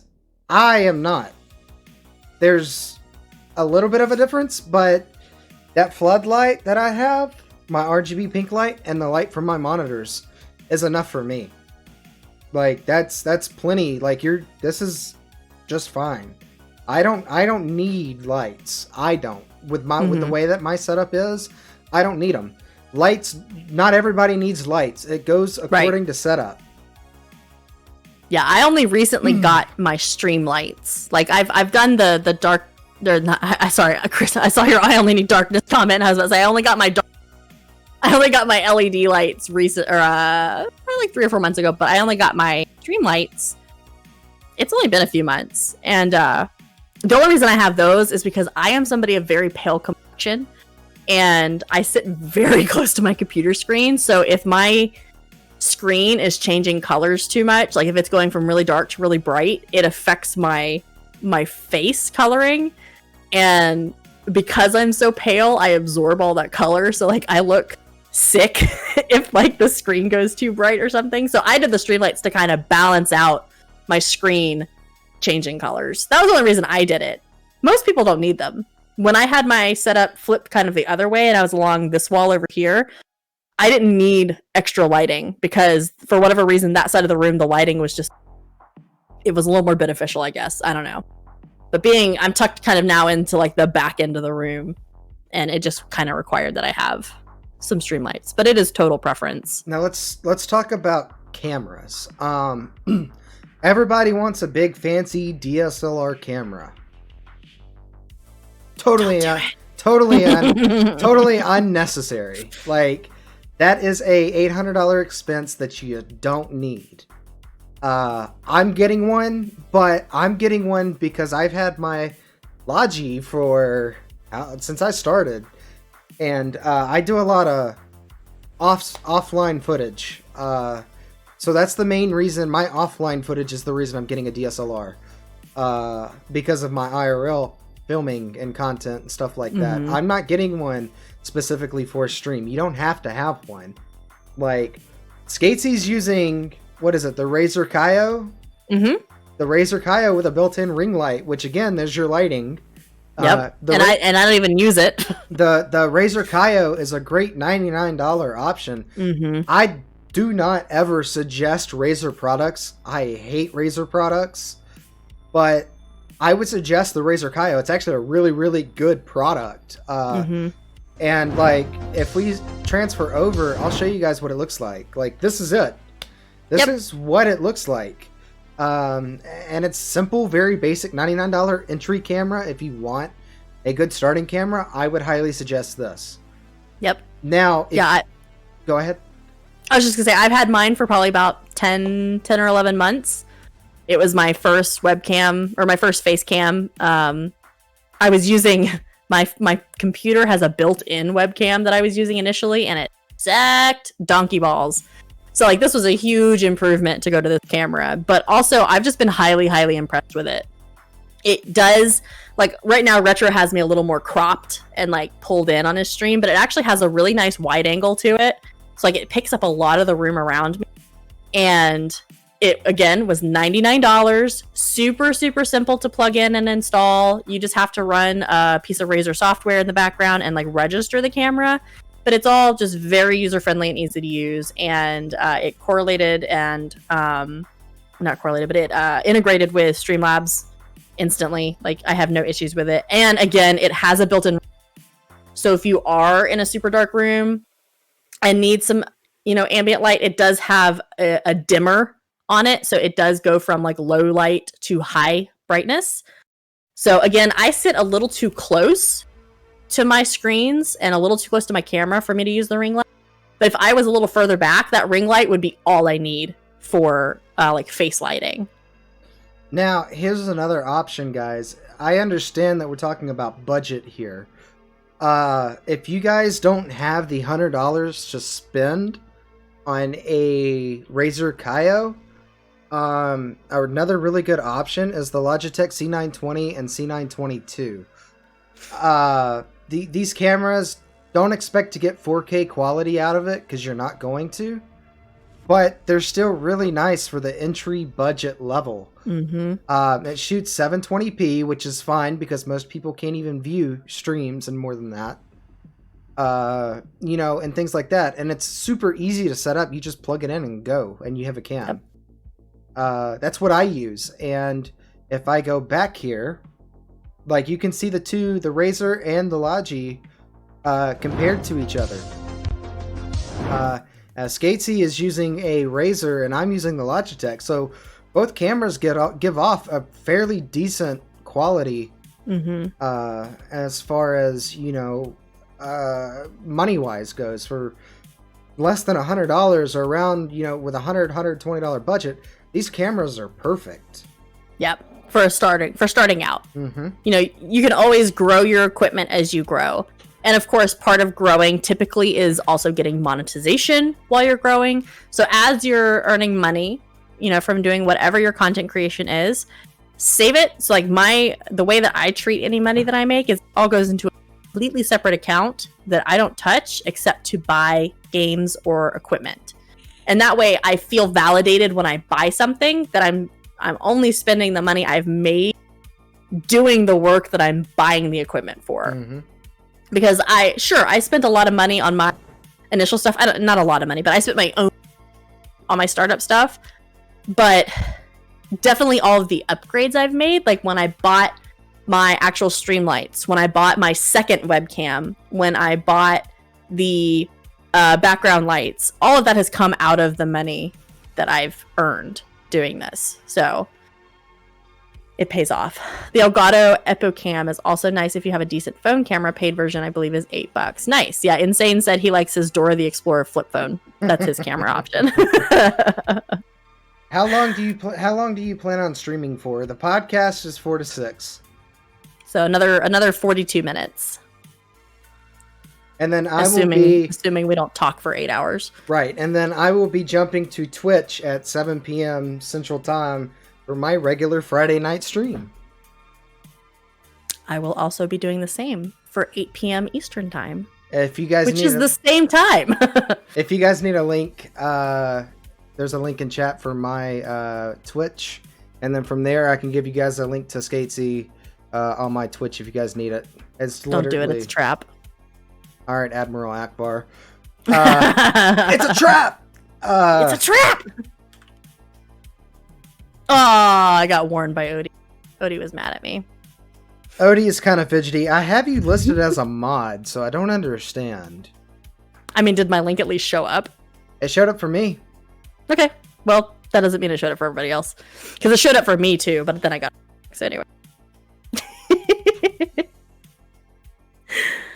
Until I quit streaming, I don't plan on quitting streaming. Like, it's something that I really enjoy doing, and I'm not going to say whether or not I plan on ever quitting. Because I really, in all honesty, I don't even want to think about that right now. Yep. Yeah, so like okay, good, Chris. Yeah. I figured it showed up and I just got the warrant. I just got like the slap on the wrist from it. Yeah, no, Saint and I have been having the same conversation streaming because like we're talking about potentially like moving in together next like year or so. And so we're talking about like future house, you know, having fun with it and everything. It's like we're planning our very extravagant stream room. And I mean, we're talking about we'll be in our mid 30s, you know, by the time we move in together. And we're just like, yeah, no, streaming's gonna have to quit us. Like, we're not gonna quit. Streaming's gonna have to quit us. Or Retro will be streaming on his death. Yeah, same. Like, we might just be like feeble old people just being on here like, what's up, guys? Be right back, everybody. Just gotta go take a quick potty break. Tonight I'm gonna show you how to glue in your dentures. I remember when they first invented chocolate. I hated chocolate. So yeah. All right. What else do you have on equipment recommendations for these people? Mics. We talked about it a little bit earlier. A good budget mic, in my opinion, is the Blue Snowball. That's the first mic I had when I started, and it's great quality build. It's aluminum construction. It's just a really nice USB mic. It's got the 1/4-inch adapter or 1/4-inch screw hole on it for a boom arm. And don't think I gotta be a big streamer to have a boom arm. No, boom arms are very nice to have, and you can get them for literally less than $20. You can get a $12 one off of Amazon. That's what I started off with, was a $12 boom mic from Amazon, or boom arm from Amazon for my mic, and it lasted me over a year. I just recently upgraded to my new one, which I can help you guys pick out, and I would highly suggest going with this $50 one versus the 12. But if you guys have to go with the 12, it's a $12 investment for a year. That's plenty of money. You definitely get your money back out of that. As far as mics, if you're not looking for an entry-level mic, but you still want less than $200 for a really good mic, I would suggest either going with a Yeti blue microphone or do what SK8C did, kind of look at reviews and Google Amazon and whatnot. I personally use the JLabs Talk Pro mic. It's not that old. It came out at the end of last year, and it's $150. The only reason I got it is because I got it for $92, but it's $149 retail, and it's got volume control for playback audio if you hook a headset to it. That way you can hear yourself real time, so you can monitor if you're too loud or if you're too quiet. It's also got a gain knob on it. Nice RGB LED lighting on the top of the mic. Really nice braided Type-C USB cable. And it's just a breeze. Really nice construction. It has a built-in pop filter and a built-in static equalizer. For $150, I don't think you're going to really beat it unless you get a blue mic, Yeti blue microphone. I don't think it's not a competition. Like, this thing, it's got omnidirectional, Polaroid. It's got all 4 of the settings, just like Yeti, and it's a little bit cheaper than the Yeti. So it's definitely a good mic to look into, and it's a really good, let me see if I can show it on camera. It's a really good looking microphone. Like, it really is. Like, it's got a nice aluminum build. Smacks microphone. That RGB that RGB lighting in the back, you can change it to whatever fits your vibe. Like, it's awesome, and it's got like pulsating lights, and it's got different colors, and it's just overall, my opinion, my favorite mic I've ever had, and that goes for my Corsair headset and all that. It's also got a mute button and all that on it, so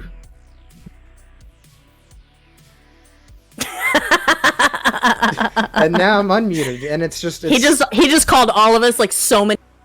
I could only know what he was saying. Right? It's very offensive, and I'm very offended, and I'm triggered, and I have to leave. But that's that. Ignores me and moves on. You can get really good budget equipment on Amazon. Amazon is a great resource for that. Now, it Yep. might not be top quality, but it'll last you at least a year until you figure out if Yes. streaming is for you. It'll get your feet on the ground. So like Retro said, mine was a $60 kit off Amazon. I spent hours scouring Amazon and reading all of the reviews and finding something that would work, that was also simple, because audio is like the one thing that I know the least amount about. So I didn't feel confident like trying to find something that I was gonna have to set up a lot of settings for. I just wanted something that was plug and play. So I was just looking for a USB mic, and I really wanted it to have a boom arm, so I didn't have to buy it separately. And mine is just a Moano. It's like, from what I understand, it's a no-name brand. Saint actually just bought the same one for his stream. He tested it out already, and he loves it. I've been using mine for about 9 to 10 months, and I adore it. The microphone itself is pretty small, like it's not very large, and it has the multi-directional suspension so that it's not touching anything, but I do slap it a lot because I'm so I punch it and slap it a lot, but it, it takes the abuse. It's on a boom arm, multi-directional adjustment.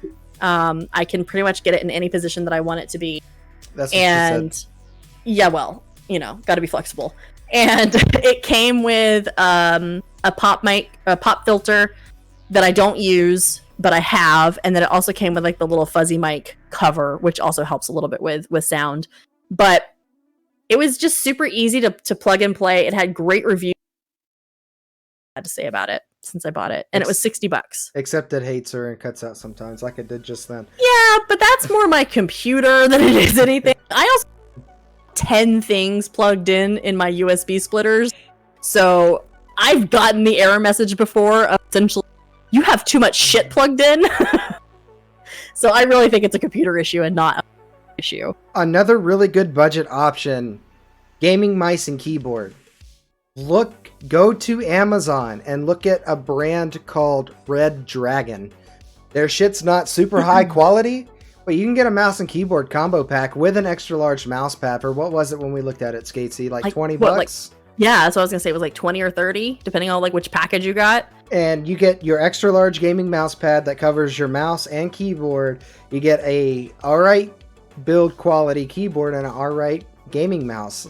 They're not terrible for the price. And again, if you don't know if you're gonna stream or be a PC gamer, that is the budget route you want to go before you invest in a $200 keyboard like I'm about to do. Don't invest into a $200 keyboard if you're not sure that you're gonna, use it. Another thing I want to touch base on before we move on from equipment, guys, audio is so much more important than video. Like, you want to, if your video sucks and your audio is great, people will stay 100%. But yep, if they can't hear you, they don't care so much. If your audio sucks, if it's popping, if it's in and out, you sound like this on the microphone, people are gonna fucking dip. People are gonna dip. Yeah, if it's an unpleasant listening experience, people won't stay. Even just the other day, we had a mutual friend who was streaming who was having a popping problem. And both Retro and I were just like, dude, we can't stay. It hurts. It hurts to listen. And I had my volume and just the amount of popping that was happening. It's just, your ears are sensitive in general.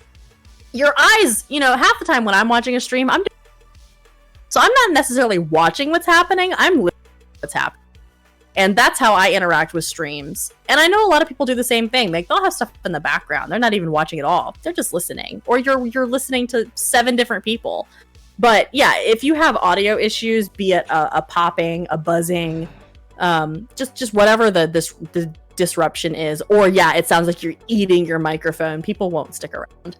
So yeah, I 100% agree, and I know 1,000 other people that would say the exact same thing. Audio is so much more important than video in beginning stages. Essentially, what I'm trying to say is, if you have a $150 budget, buy a freaking webcam, the Razer or the Logitech, and use the rest of that budget on a decent microphone. Right, decent microphone, because your audio is so much more important than your video. Yep. I have everything but the chat turned off. Yeah, that's how I typically roll, Chris. Like, I I have 3 monitors, so 2 of them are my active PC monitors, and I'll have like friends, streams pulled up on my taller monitor over here, and I'll usually have other stuff like overlapping whatever their stream is, but I only see their chat, and like otherwise I'm just listening and I'm watching chat, and that's it. I don't typically like actually like physically watch a lot of people's streams and actually like watch what they're doing, because half the time too, I'm just there to support a friend, so like I'm just there as moral support. I'm not trying to learn anything from like the game they're playing or something. But occasionally I do actually watch. Like if somebody's playing a new, watch the game and figure out the gameplay. But yeah, I'm just usually listening. Like I absolutely do not like Valheim, but I always turn SK8C on when she's Valheim. Why? Because I want to show my support. Because I love her so much. So Yep. But Raid Shadow Legends. let's talk about networking and joining discords and stuff like that, because I think we kind of missed that. Yeah, that's definitely like kind of one of the last key points as far as streamer tips, new streamer tips. Yeah, it's definitely networking and how to go about networking, because there are right ways to do it, and I see a lot of people going about it the wrong way. And this is kind of like an over concept for streamers that some people just don't get. So you need to be out there looking for people who are of similar size, of similar mindset, who play similar games, that maybe you already share some community members with. Listen to your chat when you ask, like, hey, who should I raid at the end of the night? If you're new and you have connections, ask your chat questions like that. They're going to introduce you to other people that they like. And if they like you, then your personality is probably similar.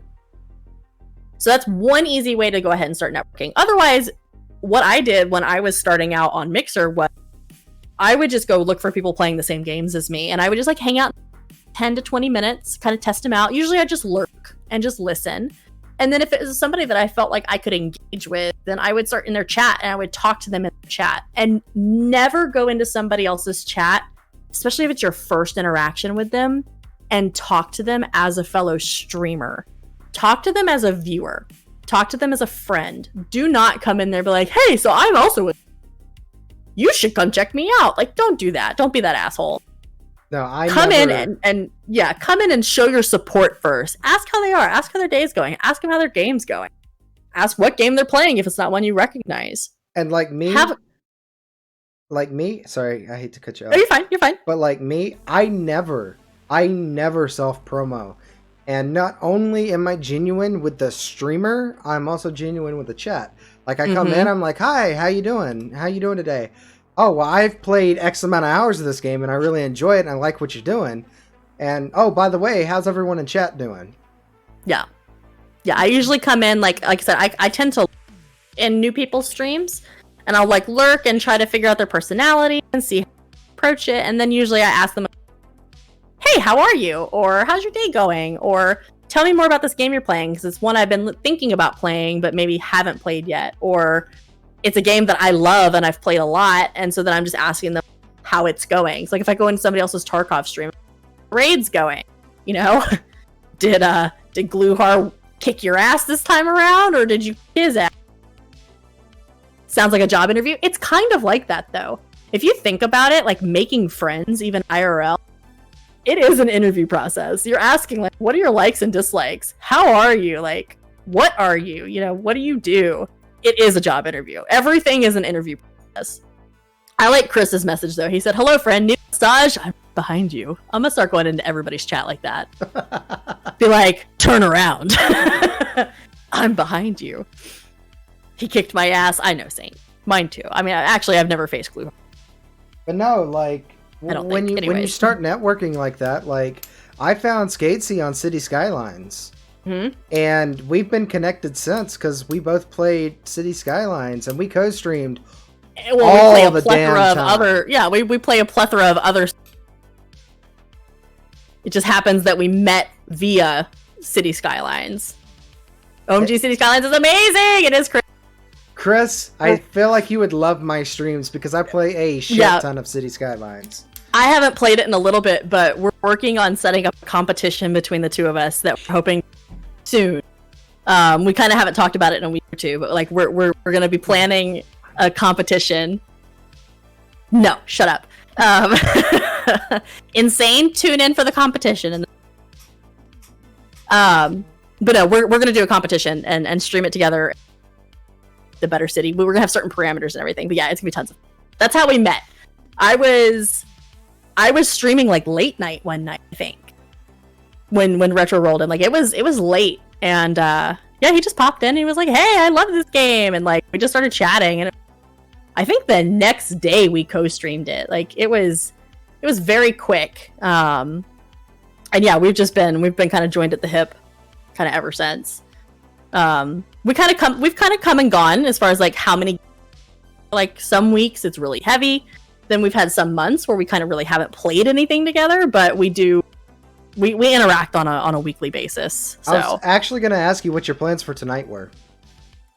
I don't have any. Because like we're in a kind of a dry season. We're in one of those dry moments where it's been a few weeks. It has been. So I'm game for like whatever. I'd be good to play some Tower Unite, possibly, if we can get a group together. If your PC don't crash. Yeah, we're not going to talk about it. So anyways. I'm sure I can pull a couple of people.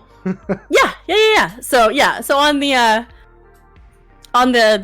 topic of just networking, again, find people who play similar things, who have similar like, and again, it's super crucial you don't just go in and just throw yourself in there like, hey, I'm a streamer, I see you also stream. Don't do that. Like, if you're going to make a connection with another streamer as a streamer, please do that offline. Yep. Use Discord, because if you're a streamer, you should have a you don't have to have like your own server starting off, but at least be in other people's servers and learn how that works and network that way. And again, treat Discord the same way you treat live chat. Don't be in somebody else's Discord server and be like, I'm a streamer. Like, if they have a self-promo tab, please go there and promote yourself. That's an easy way to network as well, offline. But if you're just in somebody's just general chatting area in Discord, treat it the exact same way you would a live stream. Be respectful of the streamer, be respectful of the chat, and just be there as a person. Be there as a viewer, not as another streamer. And that's kind of like Yogi and I. When Yogi, Buds, and I connected, somebody recommended Yogi to me because of the vibes, because I was in a very depressed state at the time, and they knew they stream, this person streams, and they're IRL. And he does a lot of Bear Simulator. How ironic. But he does, like, his streams are just so relaxed, and like, the first time I had talked to him, I just got into his stream and I was like, hi, I didn't even use my slogan, it's retro time. I just was in there and I was like, hi, so yeah, you're relatively large compared to me. And I'm a little nervous to be here, but hi, how you doing? How's your night going?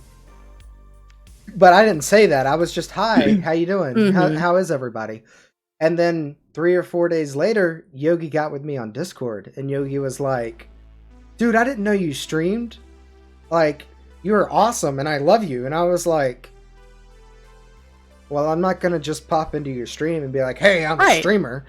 And like, ever since then, Yogi has promoted my podcast. He's promoted the stream. He's promoted the YouTube, all of that shit. He's promoted everything on his channel because he loves me and my content for some reason. I don't know why. But that all goes back to like our previous conversation about being yourself and acting like who you are and doing the things you love to do. And just being your genuine self and your best self, because that's what's going to make you popular with people. It's going to be people of similar mindsets who come to you because they like hanging out with you. Just like I use that kind of analogy of like, I feel like I've been hanging out with my friends all night when I get off stream. It's like essentially shutting the door and saying goodnight. That's how it feels to me. But no, Chris said exactly how I feel about it. Self-promo without permission is just unproductive for your own growth, makes people not want to check you out. That's correct.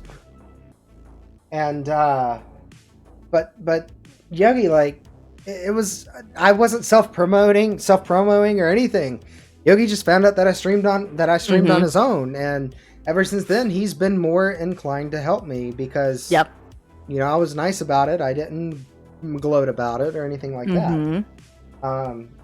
But let's with networking, and this is going to touch base kind of back when we went to branding. Networking, other platforms are a key essential. YouTube, Facebook, Twitter. There's shit tons of people on all these other platforms. Create content and bring them to your stream. Yep. Don't bring your stream to them. There is a scenario where that does work. Like, for example, I'm not trying to get too in detail with somebody, and I'm not trying to throw them under the bus or mention them without their permission. But, like, I know a streamer who is relatively small who is kind of not happy with their streams, and I got a feeling you know who I'm talking about, SK8C. And we talked about this person earlier. I was gonna say I could probably list off 3 people in the same boat. So. Yeah, and but this particular person is into model railroading, and their heart is really around model railroading. They really enjoy it. They really love it. So my suggestion to them, MySpace, that's a good one. You could definitely. I was sitting here reading chat, and I'm just like trying not to like bust out laughing. Definitely go for that MySpace. Anyways, MySpace is the place to be. My suggestion for this particular person that I'm talking about. What's up, Smile Code? Welcome to the podcast. My suggestion is because their heart is built around model railroading, and they have a YouTube channel specifically for model railroading. Instead of bringing those people to Twitch, because I don't think those people are going to want to see your stream, like at all.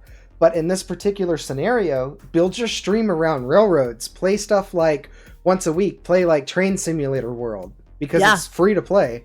And show your interest in that subject. And they, by the way, guys, since you are all train enthusiasts, here's my YouTube link. Come check out my model railroad. And that scenario, it might work to bring Twitch to YouTube. But I was going to say, and kind of vice versa, if you already have maybe a pre-created, other social media, and it is already kind of focused on one thing, we'll just kind of keep the model train thing. If you already have a very successful following in this specific thing, then you could also potentially bring those people to your Twitch when you're like, hey, by the way, I also sometimes play like Railroad Simulator. And then all of a sudden now you're bringing one social media to the other. And that is probably the hardest thing that there is to do as a content, is to create content, even if it's the same content on different platforms, and trying to bring those all to a common place where you want to be the most successful. So again, we'll just kind of keep picking on Twitch just because it's the big one, it's the well-known one, it's the easily monetized one. Say you have a YouTube channel, an Instagram, and a Twitch. Say you want everything to focus around your Twitch channel, but you already have a good following on YouTube and following on Instagram. Trying to convert those follows to a Twitch following is like hardest key component, because it either has to be like the identical content, and so you're putting like snippets on YouTube and snippets on Instagram to tease people to get them to come to your Twitch, or you're making totally different content. So like the people on your, but they could care fucking less that you're playing Call of Duty on Twitch. So it's finding the balance, and then maybe eventually those follows start to convert. But there is like a puzzle piece that I haven't quite figured out yet, because I do like teaser clips on my Instagram. I haven't done YouTube yet because I just don't have the time. But anything I post to my Instagram also gets posted to my Facebook page. It is not a Facebook gaming page. It is just a Facebook page for my brand. So like I do get follows in those locations, but I have only ever seen a handful convert to a Twitch following. Clips. So it is difficult. Clips. Take your videos, take your VODs that you save, like right now. This video, this podcast will be up on YouTube for the ones who couldn't catch it for the replay. But if I was streaming like I'm going to be later tonight, that will also be recorded, and I'll take clips from that, create a clip compilation. That'll go to my Facebook and my YouTube as a clip compilation to promote my Twitch. Yes. So, yep. And like I said, vice versa. It doesn't always have to be Facebook or YouTube to Twitch. If you have the same brand Retro2114. Retro2114, Facebook. Guess what? Or Retro21 YouTube, excuse me. If I am doing my XYZ over here, whether it be cooking fish or it be jumping rope or whatever the case may be, people are going to recognize my logo and my name. Mm-hmm. It's not going to be, oh, well, this isn't gaming, this is garbage, I'm not going to watch it. That may be, but people are still going to, if you're a good community leader and you're a good streamer, those people will follow you over there just because they want to support you. Doesn't matter what you're doing. And that's that goes hand in hand with about using everything at your disposal. When you're creating a streaming platform, use your social links. Make sure you are linking to your Twitter, to your YouTube channel, to your OnlyFans page if that's your thing. Like, just whatever that secondary social media is, and making sure that people know where to find you on all platforms. Because that's the only way that you're going to be successful, is if in every location you have a social media, if it's all linked together and they can find you on all those platforms, people are going to find you there.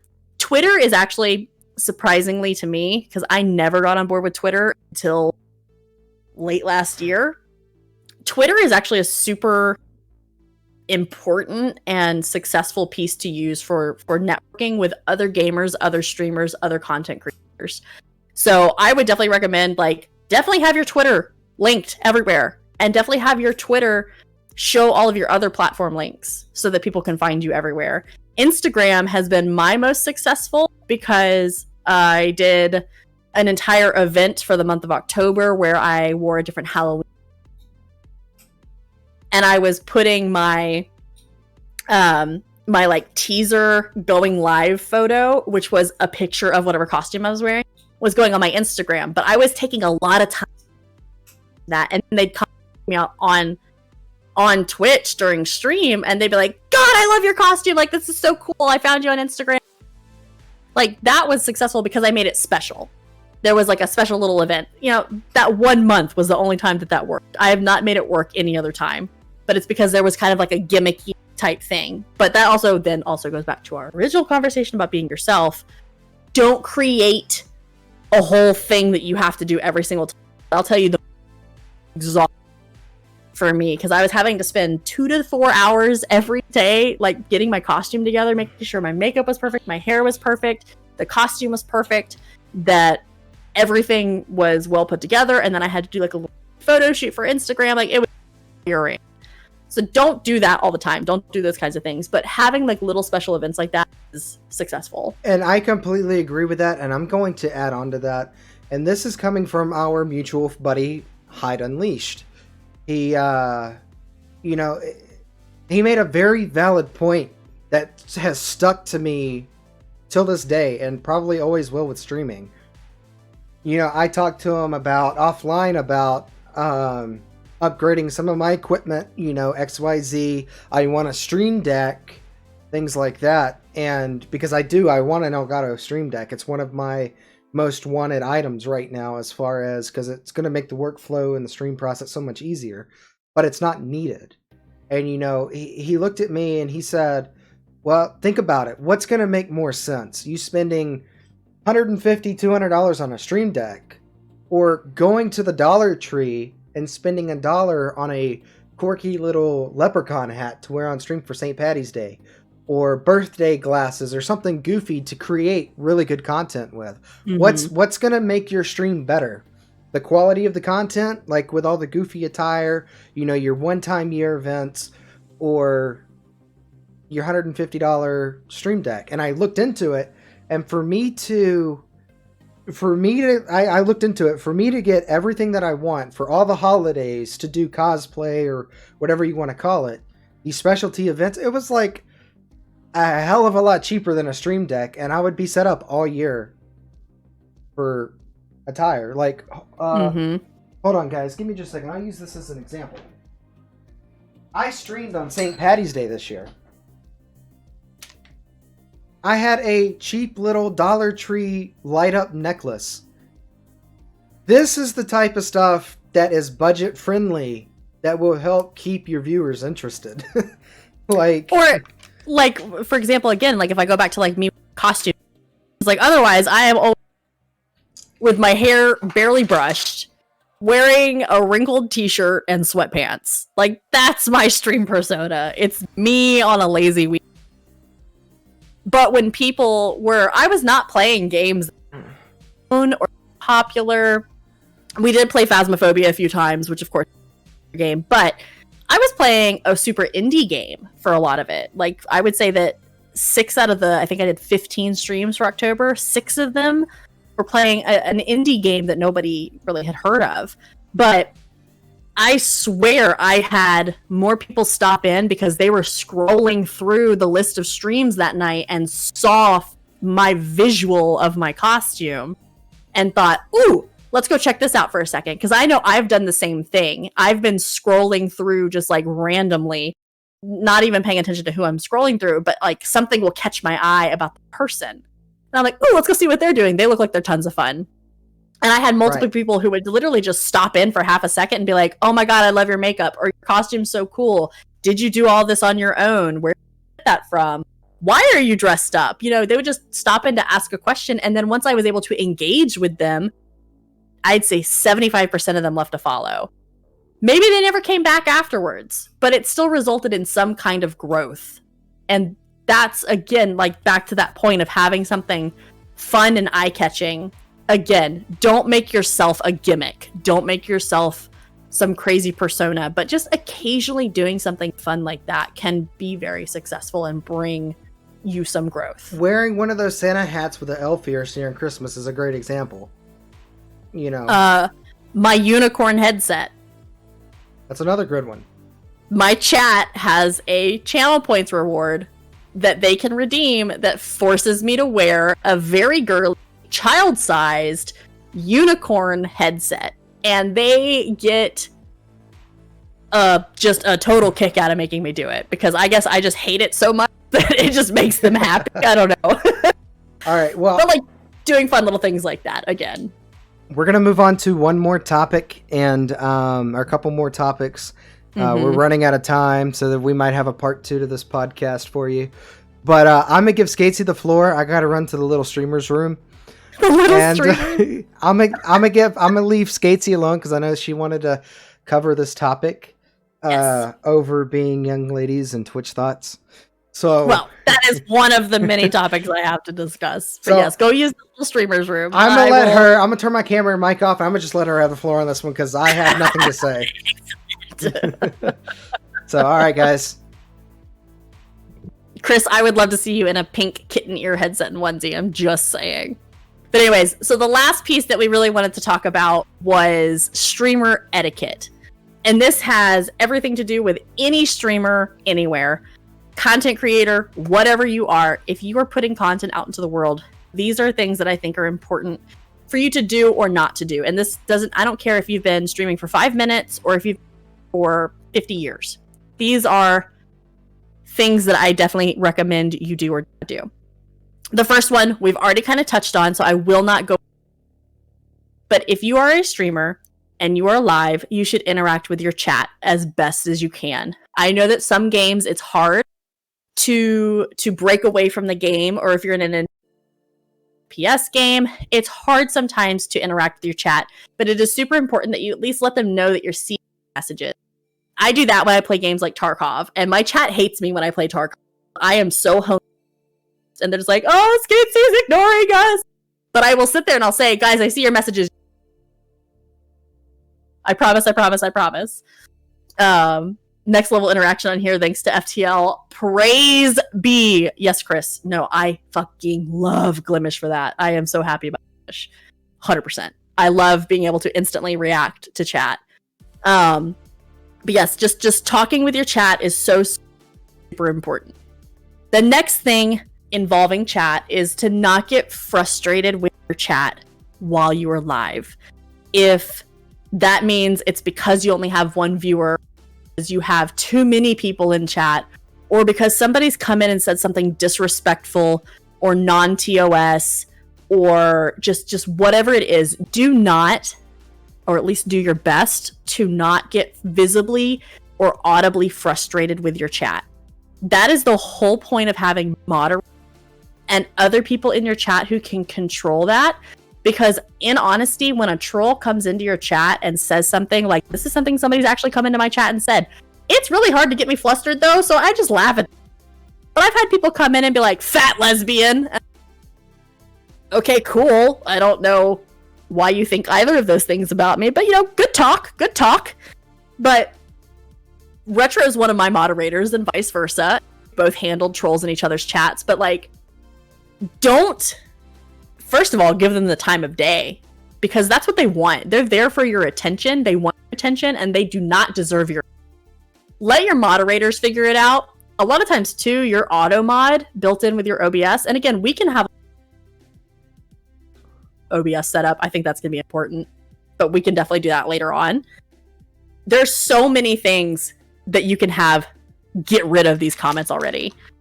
He went for the bathroom, came back next. Yeah, that sounds about right. Yeah, let mods be your only trolls. That's what Retro and I do to each other. We troll each other, but in like a way. But what are you doing, SK8C? So yeah, definitely do not be like, oh my god, chat's so mean. Don't let them see you get flustered, because that's what they want. SK8C lesbian. Okay, cool. I get more. Exactly. That would exactly be. I think I have told somebody who came into my chat that I probably get laid more than they do by the same sex. But anyways, I'm not a lesbian, but whatever. I don't care if you are or not. But people are going to come in and say rude things. Don't get upset about it. Let your mods get rid of them. My chat has also trolled somebody so hard they've never come back. So, like, I've had people come in talking nonsense and my chat just jumps up. I don't have to say a damn word. I remember that. It's happened like 3 times. It's been great. My chat takes care of me. So the next piece would be posture and presence on any kind of camera feed. Guys, sit up straight. I'm so tired of seeing and Retro, I've picked on him before because of his chair, but I've come in and like way back here in their chair. It's just so off-putting and it's gross, and like, you don't have to sit up with perfect posture, but like, sit up and be present. Like, be involved and be a part of your stream. Don't be sleeping in your chair all the way back. And I see people too, like with their cameras, and they're like down here on their camera feed. They're like, that's cool either. Sit up straight, be present. That's all I have to say about that.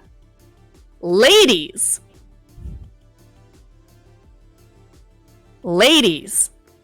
don't be a fucking thought. Okay? That's all I have for you. Don't do it. Don't show your boobs on stream. I don't want to see them. I like boobs. I have boobs. Don't show your boobs on stream. Retro, stop shaking your tits at me. I am offended. I just looked over out of the side of my eye and saw your tits moving, and I was not happy about it. Be present, wrap yourself in paper, put a bow on your nose. Yes, absolutely. But yeah, boobs are boobs, right? I said I like boobs. Again, not a lesbian. So but anyways, here's my thing. I like them. I've seen a gazillion of them. Why do I need to see them on Twitch or any streaming platform? Right. I don't want to see them anywhere. I don't want to scroll through my Instagram and see that shit. I don't want to scroll through Twitter and see that shit. Twitch and see that shit. Save that shit for the ASMR streams. Save that shit for your OnlyFans. Okay, that's all I have to. If that's the kind of content creator you want to be, please get off of these standard platforms and go to the sexual ones. I don't care if that's what you want to do. Just don't do it here. Agreed. Don't do it on Glimish. Please don't taint Glimish. Like, please, Glimish is so pure. Don't taint it. I love it. Leave it alone. But don't be on Twitch showing your hoo-ha to people and showing your boobs to people. Like, I'm so fucking over Twitch thoughts. Like, that's why I didn't start on Twitch, is because I didn't want to be considered a Twitch thought. Again, I am fully covered. I am always wearing some kind of t-shirt and sweatpants, and that's all I have to say. Ladies, don't be a thought. And guys, I will say, when it comes to tattoo artists and streamers, me personally, I am a little bit biased. I do like female streamers and female tattoo artists better, but I like the female streamers like SK8C where they're appropriately dressed, they have good content, it's tasteful. It's not just a tank tasteful, top. stretching it, but you know. Well, you meant what I knew. And it's not like a sports bra and some jeggings. Right. You know? Exactly. Yeah, like I like right now I'm sweating literally my ass. But you're never gonna see me on here half naked. I'm just gonna jack the fucking fan up, like whatever. But I want to see a streamer with a tennis racket around his neck and tell a story. Bet, insane, bet. But yeah, just don't be gross. Don't be gross. Wow. And then I know we just hit kind of the 6 o'clock mark, so I'm just gonna ram through these last couple. You mean like half naked stuff? Smilecode, yeah. Is this type of sexual content allowed here, Chris? I think Smilecode was referring to Retro shaking his tits, but you know, yeah. So the other next comments are kind of repetitious from the beginning of the podcast, which is don't talk about your viewer count on stream. I still don't care if you have 1 viewer or 100 viewers. Don't talk about it on stream, because if you do only have 1 or 2 viewers, like make them feel special for being there. Like talk to them. Don't treat them special, but just make them feel special by actually interacting with them. These are all kind of comments that coincide with each other, with interacting with chat, and I don't give a fuck about how many people are there. Just talk to them all like they're your best friend. Doesn't matter if there's 1 or if there's 100. Treat each one like gold. Make them feel like they're gold. Yes, because they are. They are. Without viewers and without followers, you are not a streamer. Without your community, you don't exist. So treat that community well and be nice to them. I think my community is precious, and I wish I could hug all of them in like one massive hug. And then back on an earlier comment about don't go into other streams and complain about your stream, or even talk about your stream or your viewership. Unless you're already pre-existing friends with these people and they specifically ask you about how stream was, that's the only time it is appropriate to talk about your own stream in another streamer's chat. But again, don't complain. Be like, yeah, stream was great. We had fun. I don't care if there was 1 person. We still had fun. Like, just be positive. Because then that's another part of networking. People in their chat are going to see that you had So just always be positive about where you're heading. Never be negative. And that's like whenever no follow for follow shit. I'll follow you if you follow me on Twitter. That shit don't work. That shit don't work. But no, I am guilty of doing that too. Like, I'll have a rough night streaming, but again, that goes back to gameplay. I played a game that I enjoyed, like Portal. I might not have 15 people watching. I might only have 2 or 3, but I'll pop into SK8C's chat and be like, yo, what's up? And she goes, oh, I see you were live earlier. How'd it go? How's your stream? Oh, well, you know, it was kind of dead, but you know, we still had a good time playing Portal. Right. You know, like, be positive about it. Yeah. Yeah, I like Chris's comment about Glimish. Yeah, luckily, follow for follow doesn't mean... Yeah, because and again, like, Glimish is just so pure, and I love it so much. Not having to worry about being in the algorithm stream displayed on Twitch's homepage or whatever. First of all, that's not what I want to be. I'm not here to grow to be some massive size. I'm here to grow a community that I can hang out with. And again, I think that's the mindset that every new streamer should have, and I think that every just streamer in general should have. You're growing a community where you get to play fun games with people that you like, and you get to talk to people you like. There's plenty of days where I've done just an IRL stream or just a just talking stream because we just got so caught up with chat that we didn't even have time, you know, to start up a game and say no install SK8C. Your mic has been cutting off every 3 seconds. Just punch my mic a little. It's being a bitch. I'm here for the cookies. If there's cookies, Chris, please direct me in the direction of these cookies. Same. Don't tell my dietitian, though. Don't tell anybody else. Just tell us where the cookies are, because I would like a cookie. But yeah, that's kind of the extent of my streamer etiquette. It's a lot of the stuff I already talked about. Streamers, I think all streamers should follow that etiquette. But again, my biggest comment has to be to just be yourself, be positive, and just kind of just have fun. that's really all I can advise, is just have fun. Don't stream to try to make a profit. Don't stream to try to become famous. Yes. Just Stream. have fun. Yes. Stream, again, treat it like you're going to hang out with your friends. And I think you'd have your most successful and most fun experience if you treat it that way. If you treat it like, again, I'm going to go hang out with my friends, then you're going to always have a good time. I've come in before, because I do have a set schedule. I've logged in and gone live and had a bad day that I'm drained. But again, I'm going to have a smile on my face and I'm going to be happy to see everybody. But then chat has literally made me so much happier and made me feel so much better, because it's like, again, walking into a room full of your friends. And it has always lifted my mood. I have rarely streamed and felt worse than I did when I started. I most always feel 10 times better. Just tired, but such a better mood. And see, like me, I'm now a Twitch affiliate, and you guys can ask SK8C. I struggled with that for a very long time, and I grinded from November to January, last November to this past January. I was holding affiliate numbers. Like, my viewer count was there. I know that they weren't bots because they were actively chatting with me in chat. But the problem was that amount that I streamed. And I let that bother me so bad because I felt like I was such a failure. But don't ever get discouraged. And the last thing that I'm going to say, it takes time. You're not just going to grow overnight. It's taken us, 2 years, Casey, to get where we're at? Well, for me, I just hit the 1 year mark and have started over. You know, when we lost Mixer, we had to start from scratch again. For the most part, you know, I think we were both very fortunate that a lot of our communities did carry over Twitch, but a lot of them did not. So it was like starting over from ground zero. But so, it takes time. I restarted twice. Yes. I left Twitch, went to Mixer, was there, met SK8C, connected with her and Hyde and Impact and all these other amazing people, and now I'm a pretty decently known member of the community. And I definitely feel like I play somewhat of a key role, not a huge key role, but like if somebody ever said, hey, Retro is going through a really hard time, like that would definitely make an impact in the community. Yeah.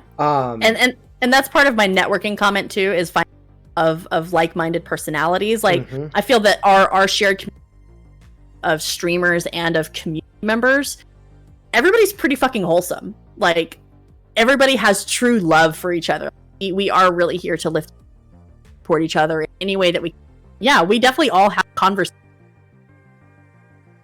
So it's like if we know somebody's struggling, sometimes there's some sidebars happening. Us are talking about how can we cheer up one person, or how can we help this one person achieve this goal. And it's so nice to see that people are just so wholesome. And but again, we all did meet on Mix, the place of wholesomeness. So a lot of us have also now come to Glimish, and again, I have the highest of hopes for Glimish, and that would probably be a comment I add to my tips for new streamers is start on Glimish. 100%. 100% start on Glimish. It is a nice small knit community, and it's a great place for you to learn how to stream. And it's just gonna be, because just like Mixer was for us, it was small and it was tight knit. It's a great place to start, and then when you feel like you can branch out, go somewhere big like YouTube, Facebook, Twitch, wherever you piques your fancy. But I think that leaves us open on a lot of things that we didn't touch base on today. Talked about a lot, though. We did talk about a lot, but I feel like there are some things that we could definitely talk on.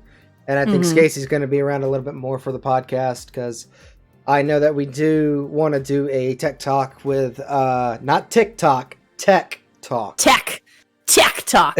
And talk about going over how to set up OBS or Streamlabs, or possibly both in one podcast, an hour on each, to help you guys start off. And if you have any, if you guys have any suggestions or anything you want us to talk about, I'm actually going to be adding a podcast section to the Discord over the weekend, and that should be live Monday. So one of them is going to be a suggestions tab over what you guys need help with as far as tech. or setup or anything like that. But yeah, feel free to reach out to us if you guys need help. I appreciate all of you guys being here. Yeah, absolutely. Yeah, does anybody have any kind of like last second questions before we head out? I feel like there were questions kind of as we went, that got answered. But again, we're always available. If you guys go to Where Cookie, I wish I had some cookies. I have some leftover tortilla chips from last night, but that's about it. And what's the last digit of pi? I'm gonna go with 7. And I will say there are things that you'll ask me and be like, look, man, I don't fucking know. That's a SK8C question. But that's again with our massive community. There's always somebody that we point to that has expertise in one thing that the rest of us don't have. Everybody kind of brings their own thing to the table. If SK8C can't answer something, I'm sure she'll probably point you my way, or she'll reach out to me for advice, or I'll reach out to her, vice versa. We're all about helping each other. Yep, absolutely. And I tell everybody at the end of all my streams, like, I'm here for you people. I love you people. If you have anything that you need help with, whether it's stream related, life related, I don't care. Just reach out. We're always here. So now there's a conversation about ice cream.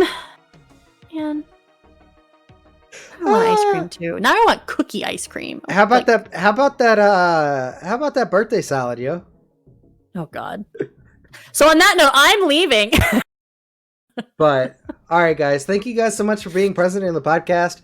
Bryce, if you don't mind throwing down that Twitch link, if you guys want to continue to see content throughout the rest of the night, all the way up until 9 p.m., make sure you click that link and join my Twitch.